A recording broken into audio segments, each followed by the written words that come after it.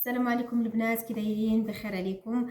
اليوم بغيت نخصص هذا الفيديو باش نهضر لكم على الذروه ديال الجمل، نظرا للفوائد الكثيره ديالها، ولان حتى الناس ديال وجده ولاو يسولوا عليها بزاف ولات مطلوبه بزاف، نظرا للفوائد الكثيره ديالها الصحيه ولا التجميليه. انا هنايا جبتها من العيون، نجيبها من الصحراء لان تما اللي موجوده تبارك الله بكثره واصليه، وانا عارفه على من نجيبها.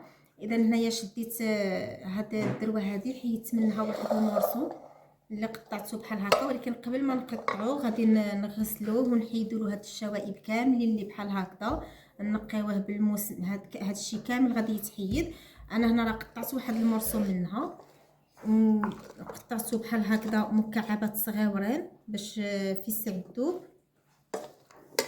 ودرتها بديت هنايا ندوبها. راه خصك ديرها على النار اللي تكون مهيله، وتبقاو تحركوا ضروري بمعلقه ديال الخشب، ما ديروش معلقه يعني ديال الالومنيوم ولا ديال الينوكس، ضروري ما تخدموا بحاجه ديال الخشب، وتخليوها على النار اللي هي مهيله تذوب على خاطرها.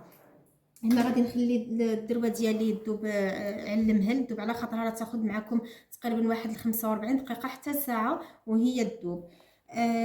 غادي نهضروا شويه على الدروه ديال الجمل. عندها فوائد صحيه كثيره كما قلت لكم على الجهاز الهضمي، الناس اللي عندهم مشكل ديال المعده ولا ديال القبض اللي هو الامساك، الناس اللي عندهم الحساسيه او الربو، تساقط الشعر، لزياده الوزن كما معروفه تما في الصحراء. ضروري ما يزيدوها، يعني هي عنصر اساسي في اللحسه الصحراويه، عنصر اساسي فيها لانها تعمل على زياده الوزن. ايضا تستعمل بزاف في الوصفات التجميليه الطبيعيه. ضروري ما يدخلوا هذا العنصر ديال ذروه الجمل لانها عندها واحد الفائده كبيره بزاف على الشعر وعلى الوجه. هنا كما تشوفوا عندي هنايا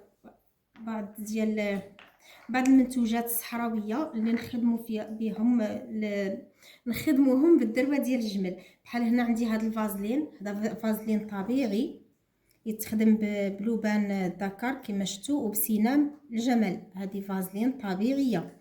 عندنا هنايا هذا عاود مقشر ولا غوماج اللي فيه كما شفتوا اللون ديالو زرق، فيه النيله الزرقاء وفيه سنام الجمل، السنام ولا دروه الجمل راه نفس الحاجه.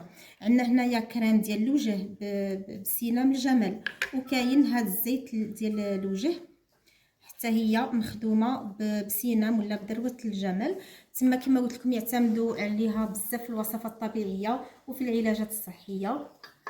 اذا الدروه ديالنا ملي دابت بقات ولات على هذا الشكل هذا.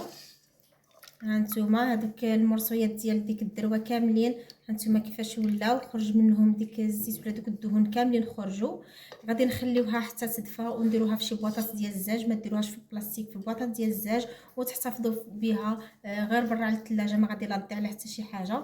عجبكم الفيديو ديال هذا النهار؟ خليو لي كومونتير زوين، اشتركوا في القناه وديروا شي لايك. وغادي ان شاء الله نشارك معكم واحد الوصفه سهله داروها بزاف ديال الناس ولقاو عليها نتائج زوينه بالنسبه للناس اللي عندهم الحساسيه او الربو، بهذا الذروه ديال الجمل. بسلامه، وفيديو جاي ان شاء الله.